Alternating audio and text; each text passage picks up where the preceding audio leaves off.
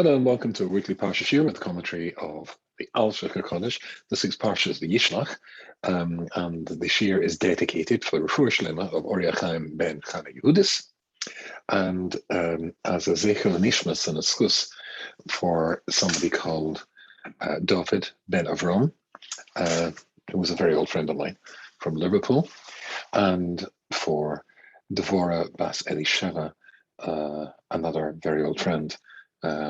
Family friend who sadly passed away and buried in Eretz Yisrael. Both the discuss of the share should help both their neshamas have an aliyah. Again, if you'd like to dedicate the share for somebody who's passed away, for somebody who needs a refuah, or to celebrate a happy occasion, it's yy@rabbiyyy.com, yy@rabbiyyy.com. If you look, remember this is the second series. So if you're interested in the confrontation between Yaakov and Esav, then that was dealt with by the Alshich, or we accessed the Alshich's commentary on it last year. This one is a delicate subject. It's the rape, the kidnap and rape of Dina. So this is in Lamed Daled of the Parsha, and it starts at the beginning of Aleph. So it's a horrible subject, but it's in the Torah. It's there to teach us something. It's also something which is very, very often misunderstood. It's the story of the sneaky Jews who get these poor people, these poor, whatever they are, Canaanite folk, inhabitants of the land of Israel, who are really very nice people, who've just kidnapped and raped, and incidentally keep on kidnapping their sister. But they're, you know what, they told them to become circumcised, and on the third day when they were weak, they went in and killed them all. These barbaric Jews. Gosh, doesn't it fit totally into the narrative of the press, or the left-wing press today, about Israel? I saw a horrible video somebody sent me of two Israeli border police who are Druze, incidentally Arabs, being attacked by an Arab with a knife in the old city in Jerusalem. And there's a picture of the knives there, and somebody said very cynically, just wait till they say a peaceful protester attacked by Israeli police, which would not be surprising at all. But that's the way the world knows this story, and it's certainly, they like to focus on the fact that it says that when the negotiations take place post-rape, post-violation, that the brothers acted with, well, it's a translation is normally with sneakiness, but we'll see as we proceed exactly what's going on here. To me, the Alshich says that we're at the beginning. What he has to say takes us into Kabbalistic territory, very solid Kabbalistic territory. But then after that, it then becomes far more ordinary. Ordinary human interactions, even in a very dramatic and in a horrible way. So there's tactics, there's human psychology, and there's Kabbalah. I'm not putting this up. The story is on the screen for you to see. I hope you've got your Chumash ready, and you can look at this or follow us along, but it's not too difficult. We won't be doing a lot of minute dissection of words and looking at their genders and tenses, etc. Enough, I think, for me to be able to convey the story to you just verbally. So let's just read the story, and here we go. So it says, "V'teitze Dina bas Leah," and Dina, who is the daughter of Leah, didn't we know that? V'teitze Dina bas Leah asher yoda leYaakov, whose father was Yaakov. We knew that as well. Lirois b'bnos ha'oretz. She goes out to see the daughters of the land. Now, this, of course, is where she gets herself into trouble, because as soon as she steps outside the encampment, the Jewish encampment, she was vulnerable to kidnap or any attack. And of course, that's exactly what happened. So you might think, well, how did you do that? Now, Chazal discussed this and would say the reason it says that she's the daughter of Leah, which is rather a ridiculously obvious thing to say, and there's nothing ridiculously obvious in the Torah. Everything that's there is there for a purpose. Hashem put it there intentionally. So when he dictated the Torah to Moshe, who wrote it down for us to learn through the generations, Some opinions say that, well, she followed in the footsteps of her mother, Leah. That's why it emphasizes Leah. We know that she's the daughter of Leah, but it's saying she's behaving in a Leah-like fashion because Leah went out to bring Yaakov, or to summon Yaakov to her tent that night. That's the whole story, of course, of the sisters negotiate where their husband, their joint husband, will sleep that night, and so therefore she's a true daughter of Leah because she went out as well. But the Alshich are extremely reluctant to accept that. After all, when Leah goes out, it's to greet her husband.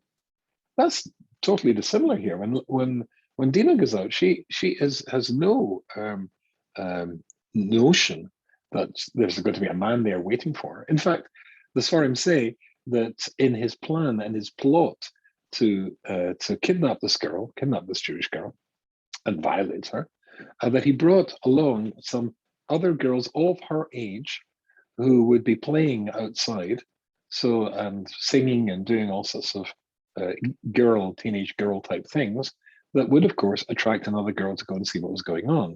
And indeed, the Pasuk says that. She doesn't go out to do anything wrong. She doesn't go out to see the boys. She goes out to see the girls, see what girls are doing. It was a plot. It was a plan to get her, to ensnare her, to draw her away from the protection of the camp. And of course, once you're outside the protection of the camp, then you're easily kidnapped and easily got, or gotten, probably a bit worth to say.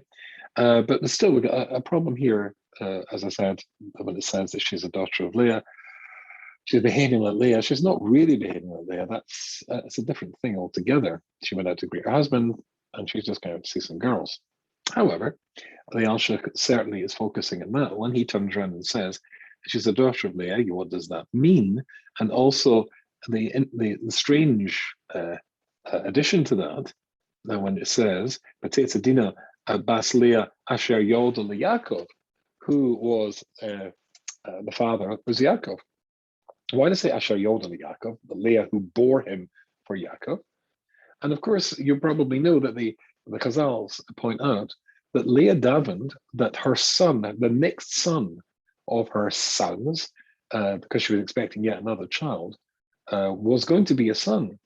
But realizing that her sister Rachel would therefore have only one son, Yosef, she davens that the child she's carrying will become a boy, will become a girl, and the girl Yosef that her sister's carrying, then she who was meant to be a she, will become a boy, which is why Yosef Atzadik was apparently is referred to as being beautiful.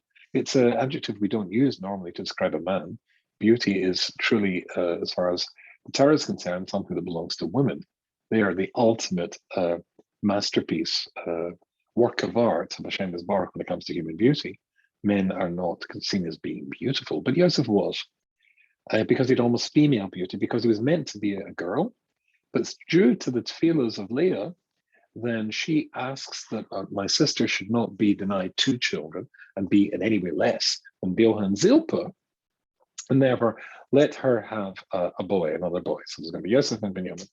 That meant that the child she was carrying, who was meant to be a boy, it's actually a girl. But just when she's the child starts, Dina starts as being in actual fact being male. Yosef starts being female. There's a change, but that doesn't interrupt. There's still an element, a residue of maleness, says the Alshich, which applied to who and what she was. The sharif, the root, doesn't change, even as the flowers do. And as a consequence, she goes out. It's a male. It's a male. She's behaving in a male way because there's a bit, but it's very. I think the best translation of this would be she's very much a tomboy.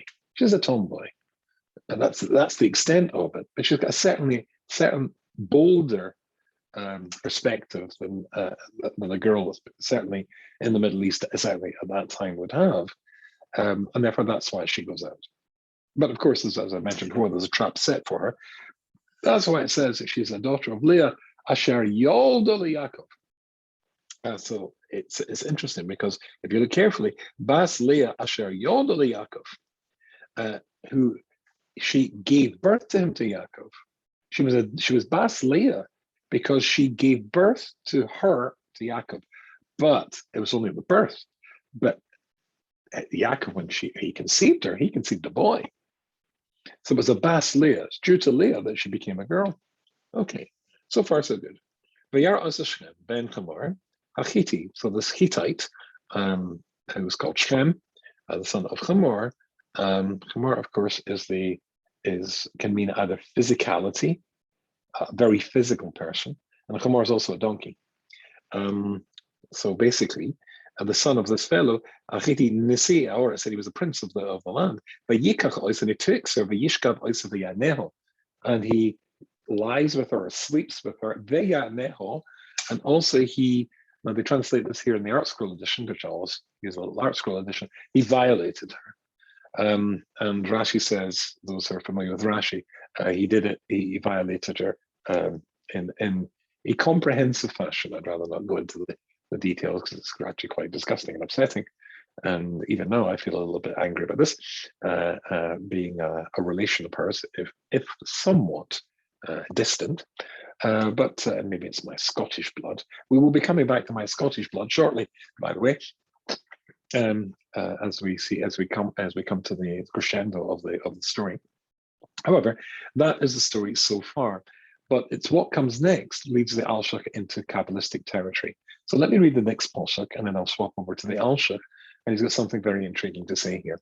So he says as following: "V'titvak nasho b'Dina, bas Yaakov," and his soul.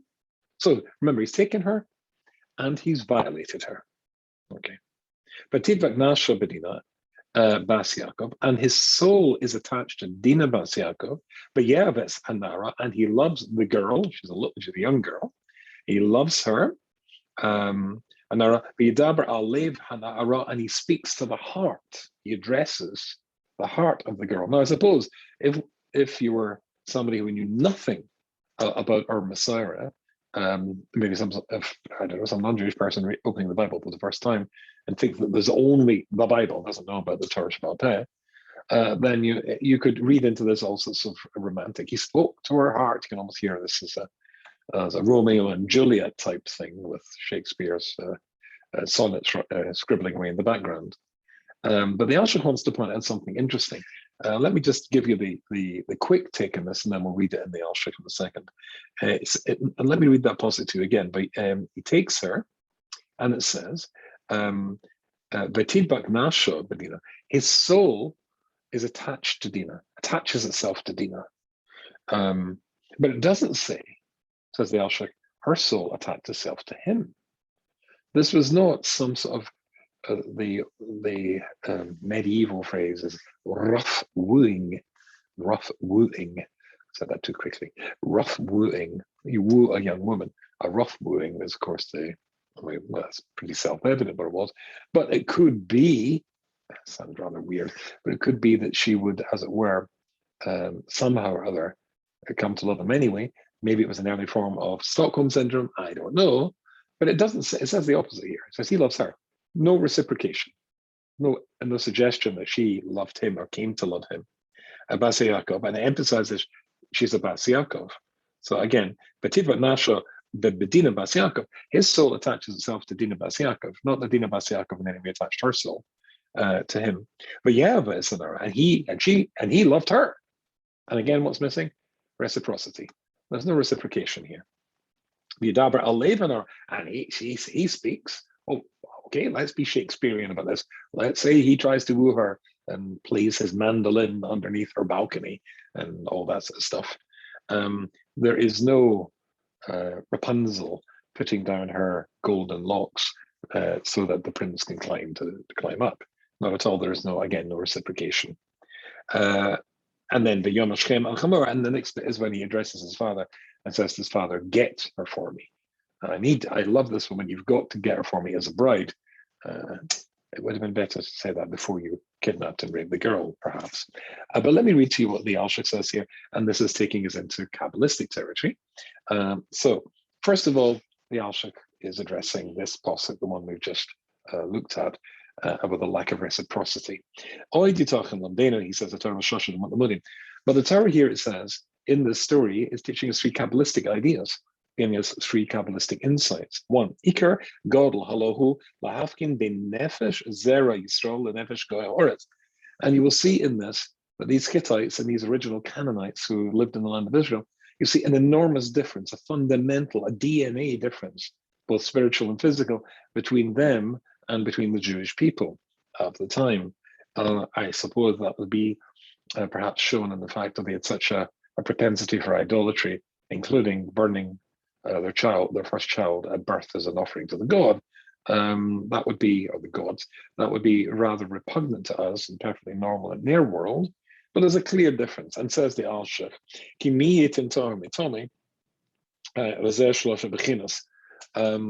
and there are three aspects that distinguish the two peoples of the time, the Hittites and the Jewish people. Because remember, we're going to come to a proposition in which they could become one people, a suggestion by Shem and his father that there could be a unification of the Jewish people and the indigenous people of the land of Israel in those days. We're talking 3,500 years ago. So number one, so Kabbalistic principle number one, Ki teva kol dover tomi, l'choshek adovet l'kedusha l'toma. It is innate within the nature of everything which is spiritually negative, tomi, l'chashek hadibuk l'kedusha l'toma. It looks to attach itself to something which is its opposite, kedusha, holiness, and to what would be the best phrase for this? To infect it, so that it becomes like it, to capture it and make it a replica of itself. So again, sounds a bit strange. So everything negative, every negative spiritual force, Kabbalistic idea, likes to target something which is its opposite. Opposites attract, but the purpose in targeting its opposite is to contaminate the opposite. So a bit like a cancer cell, perhaps, turning another healthy cell also into a cancer cell. There must be a name for that, but I don't know what that is. But that's a Kabbalistic principle. So everything in the spiritual realm, which is negative, seeks to overthrow and take control of that which is positive. Two, Shanis,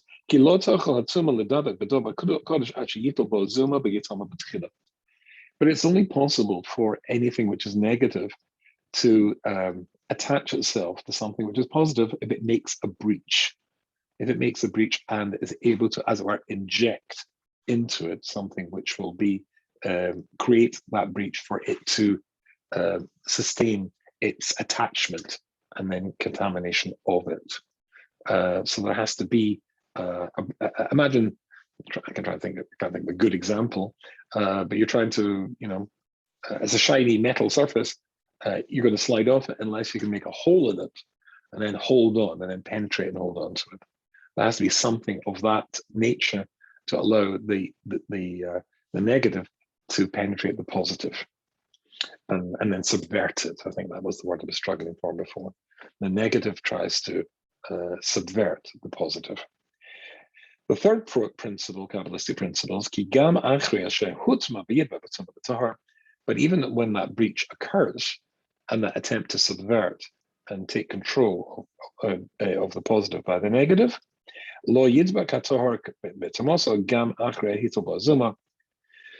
it is never ultimately changed. The nature of the kedusha is never ultimately changed by the Tommy. The negative does not subvert in the final analysis the Tohar. That's these three Kabbalistic ideas. And he says these three Kabbalistic ideas are demonstrated perfectly in the posuk we just analyzed. So let's see why. Vayar oisa Shem. So it says that Shem sees her and therefore is attracted to her. The negative is attracted to the positive. That was our first principle.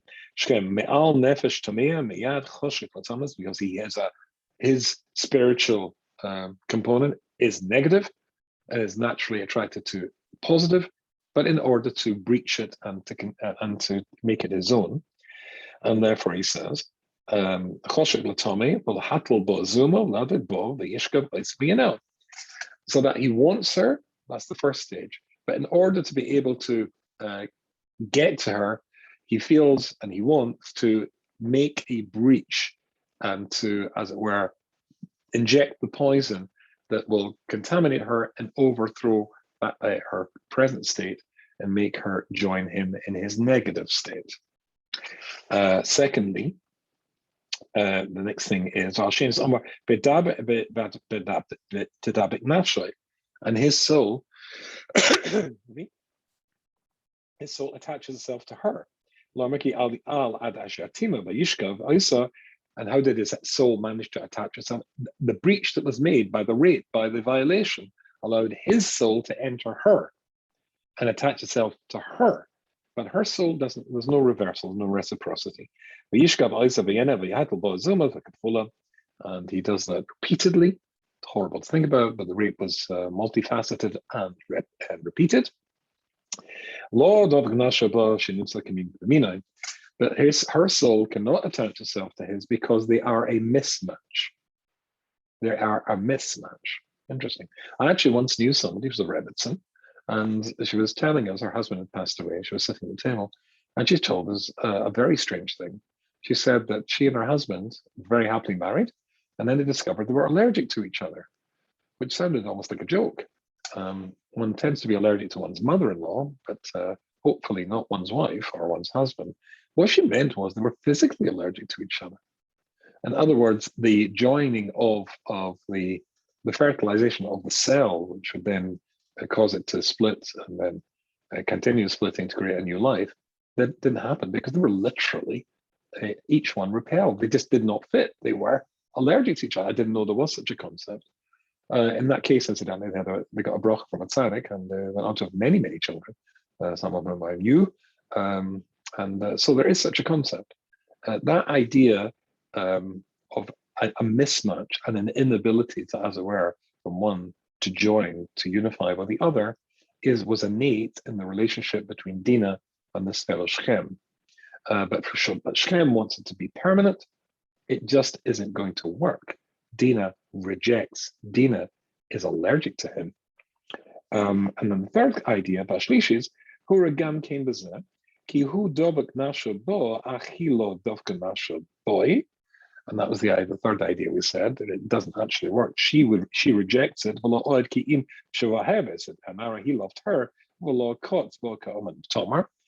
It's not that having, as it were, satisfied his bestial desires or his physical desires with her, and suddenly that's it, he's done with her. No, his soul is attached to hers. And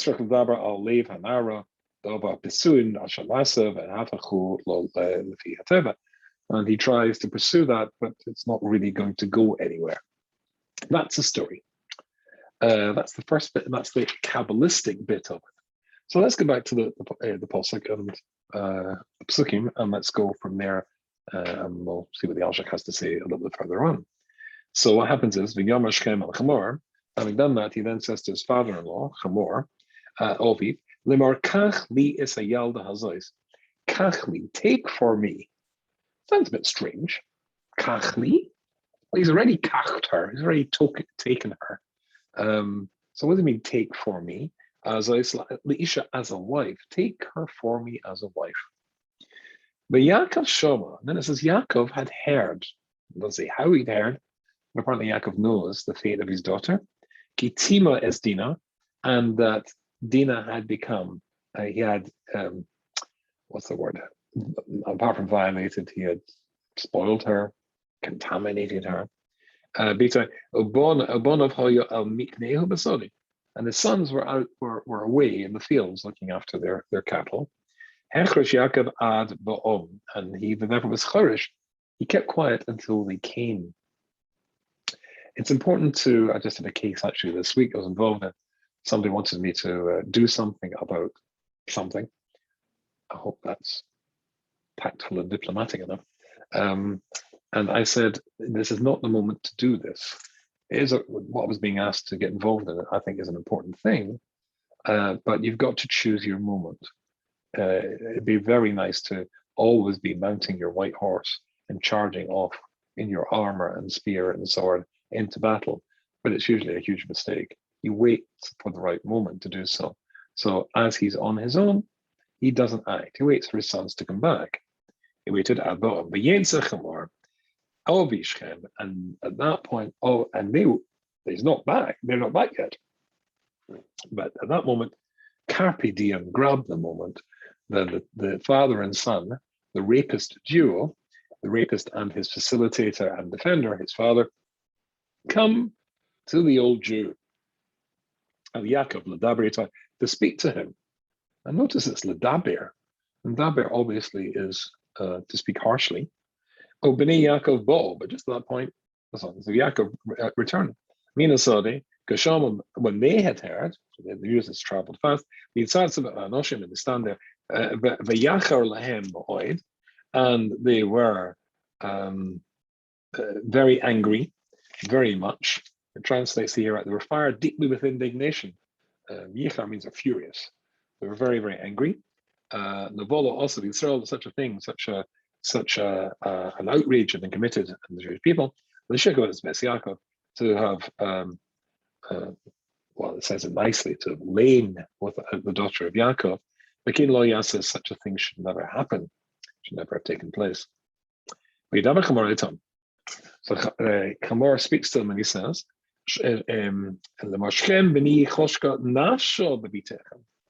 he knows how to talk, this guy. He doesn't say, my son he's totally out of his mind with the physical passion for your incredibly beautiful daughter. No, he says, his soul is attached to your daughter. He's trying to sell his son. That this ultimately is a love match. Oh, he did something wrong. The boy did something wrong. But really, he loves her. He loves her deep down. We're back to Shakespeare. And therefore, he's devoted.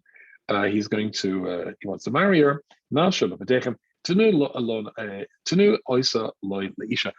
Give her to him as a wife. This is quite chutzpahdik. Again, my Scottish perspective would be, really? I think most people's perspective would be, really? But it's kind of interesting how Yaakov and his sons react to this, and we'll jump to that very shortly. But I want to go back to what we said before. Shem says to his father, Kach, take from me this daughter, this woman to be a wife. Kach. Kach, it rings a bell to those who studied the Gemara and Kedushin. The Gemara and Kedushin says, Aisha Niknas is the first Mishnah. Aisha Niknas b'sholosh drochim. A woman is acquired in marriage. You acquire a wife in one of three ways. And one of the three ways is money. There is an exchange of money as a symbol, and that's not to say people aren't interested in the money as well, but as a token, as a symbol of the marriage. And that's what he says, take her for me as a wife, give money, right, to the father of the bride, to the family of the bride, in order to secure this girl's hand in marriage. Well, that's really quite noble. Of course, we do that with the gold ring underneath the chuppah. Then do it that way. He's willing, he wants, his soul is attached to her. He is passionate about her. So he says the father spends some money. But that's kach, kicha, is a euphemism in Hebrew for marriage by money. But the father says he doesn't want to do that. Give her to us. We don't give her any money, Jews, a mere girl. Just give it to her. But there's a proposition that comes next. Let's see what happens. And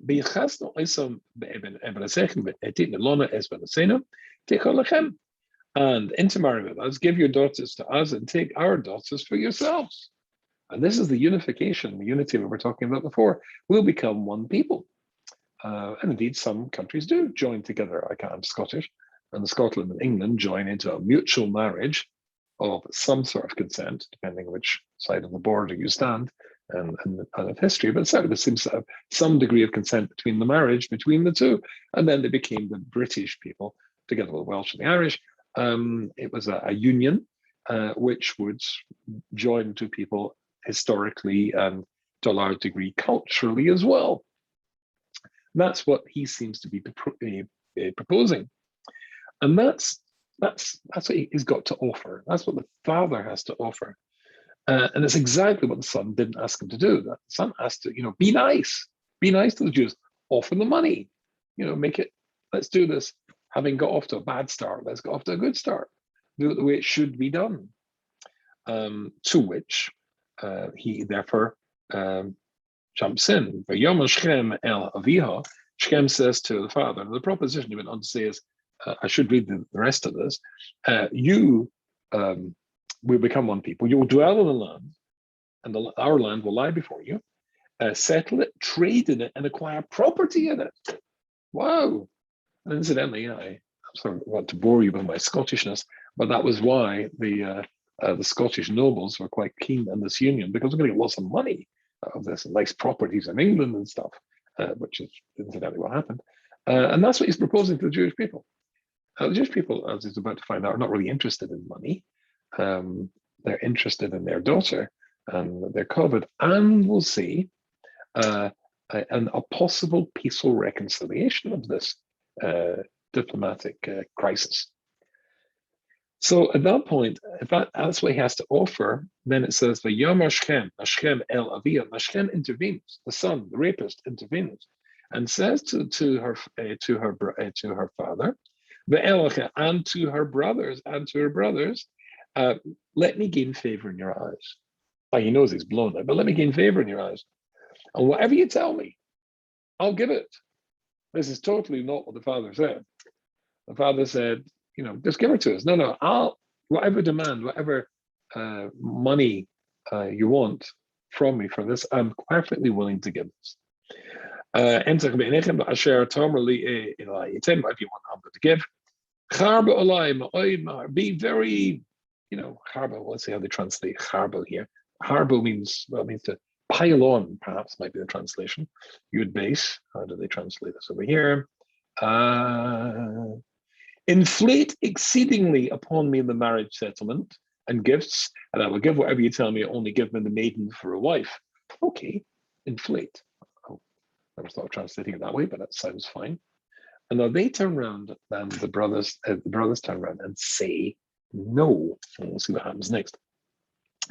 V'yanu b'nei Yaakov, they Yaakov turn and say to Shechem, but es chamor aviv, b'mirma with mirma. Now here's the word that causes all the anti-Semitism about this incident. So let's see how our Rabbi Artschool translates this. And they said to him, cleverly. Now the normal translation, mirma, or mirma can be translated is sneakily, cunningly. Cunningly, these Jews. Rashi says, b'chochma, with wisdom. And that Rashi translation is going to be critical, with wisdom. And that, I think, will take us, rather than me telling the story, I think we'll go back to the Alshich, and I'll let him continue the dialogue or the story. They say the following thing.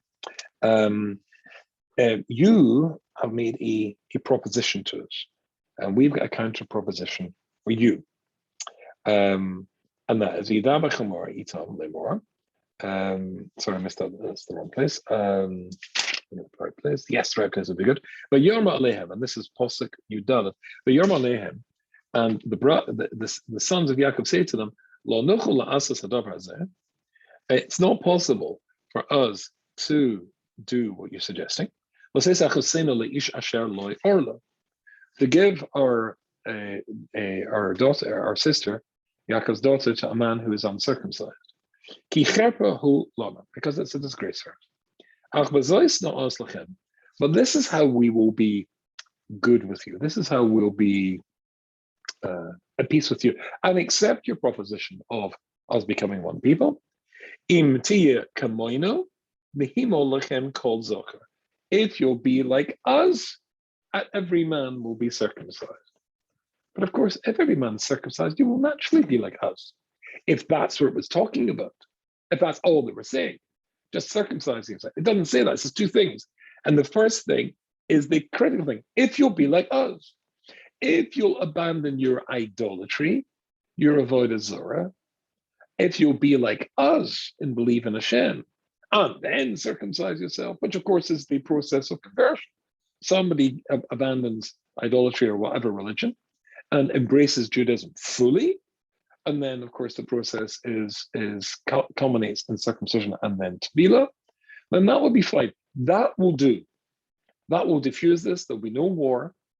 And we can even deal with you marrying our sister if you're Jewish. What's the problem with that? Then there could be peace. If all of your males will circumcise themselves, that's not a problem. Not that it's been a lechem, but it's been a sechem nichach. Then you can marry our daughters, we'll marry your daughters. We'll be the same people, the same family, and there'll be no problems. And that's when we'll be one people. Now that's why is that wise? They dealt with cleverness or wisdom as chokhmah, as Rashi says, because now the brothers, Dina's brothers, are calling their bluff.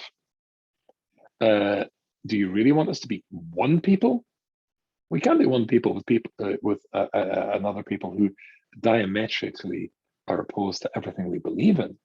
But if you'll embrace, if you become gerim, if you'll become part of the covenant of Avram Avinu, and indeed Yaakov Avinu, then in that case, there's lots to talk about. There's lots of possibilities here. Now, this is interesting.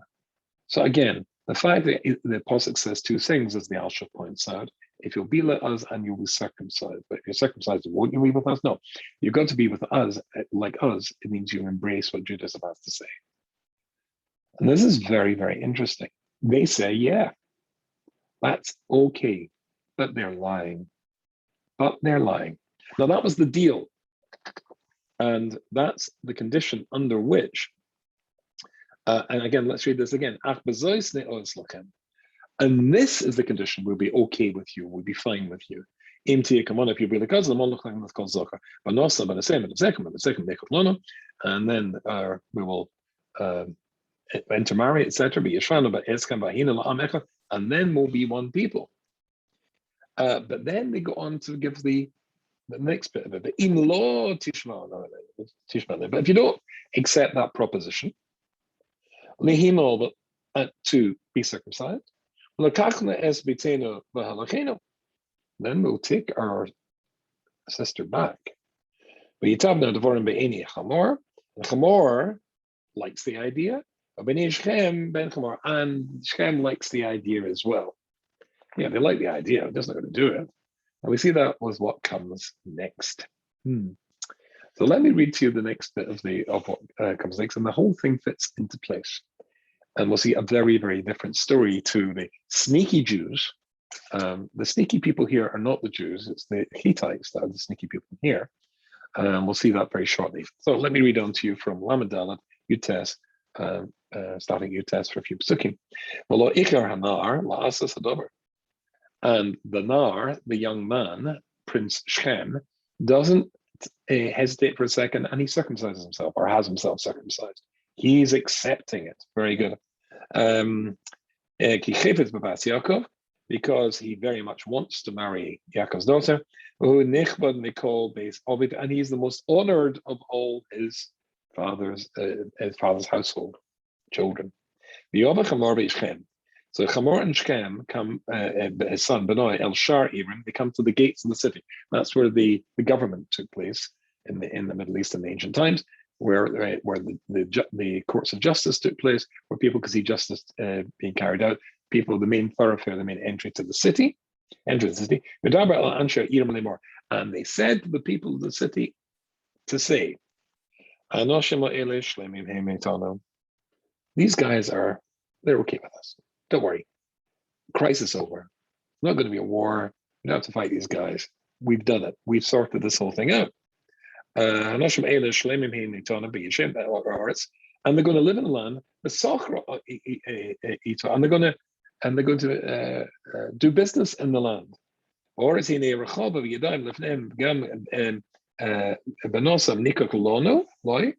And our daughters we will give to them their daughters we're going to take for us as wives. And our daughters we will give to them.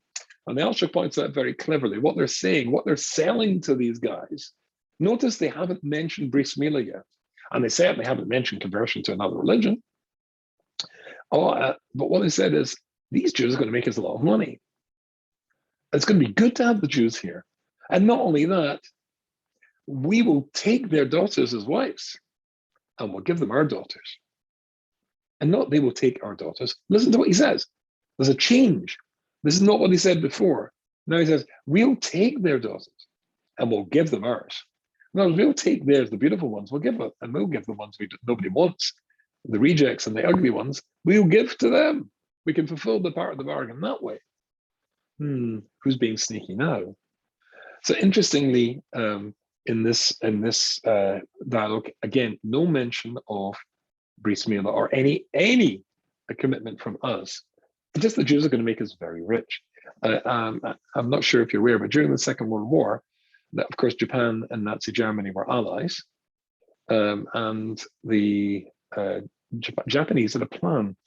They had conquered, of course, all of China, Manchuria, so up to the Russian border, and of course Indochina as well.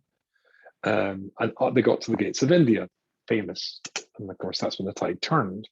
But they now own an incredibly large tract of territory of planet Earth, new Japanese empire. But still, in comparison with Germany, Japan was very second rate. And they now got this huge empire. How are we going to turn this into a superpower? I had an old friend, again in Liverpool. Liverpool's coming up a lot tonight. And he was called Mr. Roos. He was a German Jew who escaped the Nazis. Extraordinarily brilliant, spoke many languages, including Chinese and Russian, Korean and stuff. Taught himself every language in the world, every alphabet in the world, could read them all. Remarkable fellow. And he used to go to Japan very frequently to practice his Japanese. And he told me, if you go into the department stores, the Macy's of Japan, whatever that's called, the Marks and Spencers, if you're British, and they're openly on display were counters full of anti-Semitic tracts, anti-Semitic books. Henry Ford, the founder of the Ford Motor Company's famous anti-Semitic book about the Jews, Hitler's Mein Kampf, the Protocols of the Elder Design, and undoubtedly thousands of others. And the astonishing thing was, he told me that the Japanese buy these in large numbers, they read them, they believe them, but they don't hate the Jews as a consequence. Really? And because all of these books claim that there is an international Jewish conspiracy to take over the world. From a Japanese perspective, that's perfectly respectable. Exactly what Japan has been doing, has been busy doing for a long time. Notice how Japanese motor industry wiped out indigenous European and American ones, and so much more Japan did. That's okay. It's from taking over the world. So basically, that was their perspective here as well. We've got this huge empire. How are we going to turn it into a third world basket case into a first world superpower? Answer: Jews. They believe the stereotype that Jews were these people who just suddenly they arrived in a place and all sorts of good stuff starts to happen. I actually would argue that was true. However, whether they could do what the Japanese wanted to do in the space of time that they wanted, I don't know. Where can they get hold of Jews? Well, their ally Germany has conquered most of the countries where Jews are. They hatched something called the Fuju Plan, in which they would sneak Jews out to populate and to seed the growth of an industrial base to turn China into a superpower. Ridiculous thought, of course. But that idea, recently in our own time, was exactly what Shem and his father are selling to their people. These people are going to work in the land, they're going to do business in the land, we're going to get a lot of money, and they've got gorgeous girls. Well, have them as wives. Fantastic. What could be easier? And to make sure, because now he's coming to the point, we've got to do bris milah, then he's already done bris milah. He's cleverly done it first. So he said, I just did it. No big deal, it's no biggie. So that's what comes next. They're okay with us. They're forgiven. They're the Jews. Not a problem. But they'll live in the land. and they will make they'll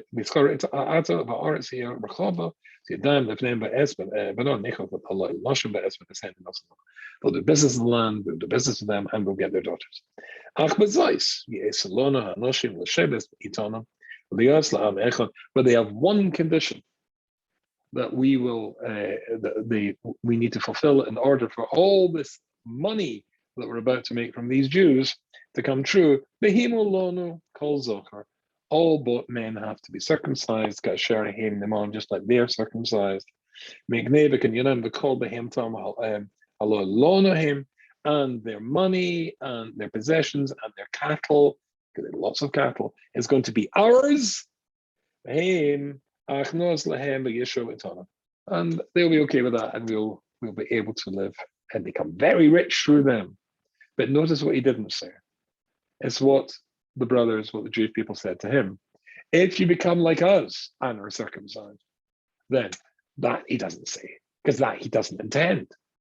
That he doesn't intend.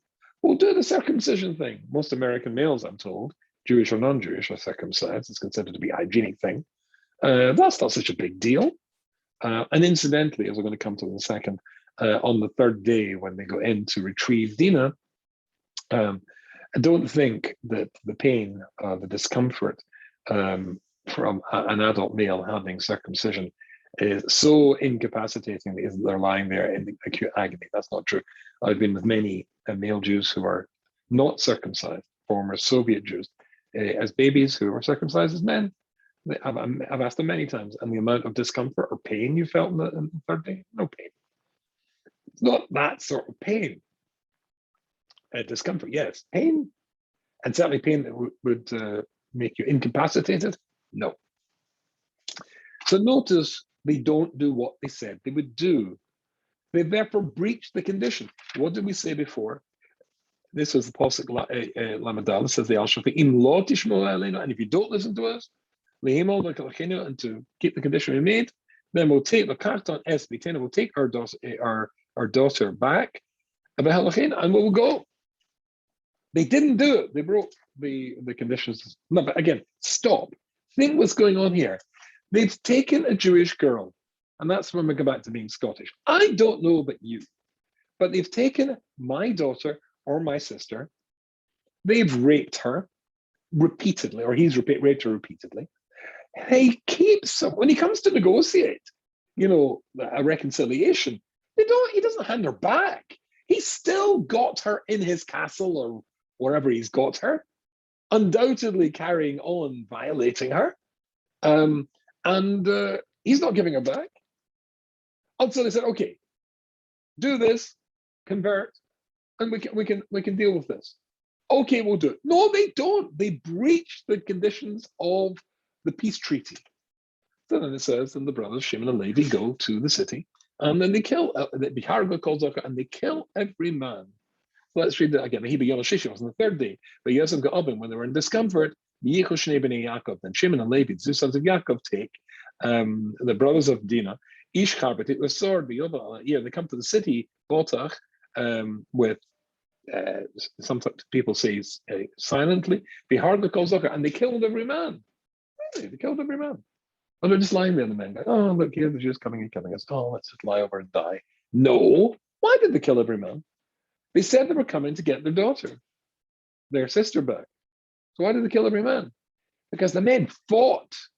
The men fought to support, to protect the king and his son, who are still holding my sister or my daughter in that citadel, wherever they are, in their tent, whatever it is.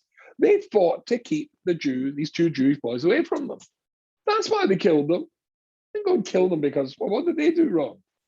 They killed them because they were fighting to protect and to maintain the ongoing rape and kidnap of my daughter or my sister. I don't know what you do, but I would definitely be a Shimonite or a Levite. Now, there's lots to say in that, and Yaakov Avinu condemns them. But I think the story of the sneaky Jews and the dishonest Jews, and the stereotype of 2,000 years of this exile is clearly demonstrated to be quite the opposite. That very clever American phrase, I think is an American one. If you point one finger at somebody, there are four other fingers pointing back at you. Yeah, when there's an accusation like this, generally the real accusation is four in the other direction, four times as bad in the other side. The sneak, the rapist, the kidnapper, and the liar. That's the other side in this story. The good guys are the Jews. And they went and got their sister back. So would I. I wish you a very good Shabbos, and I look forward to learning with you next week. Good Shabbos.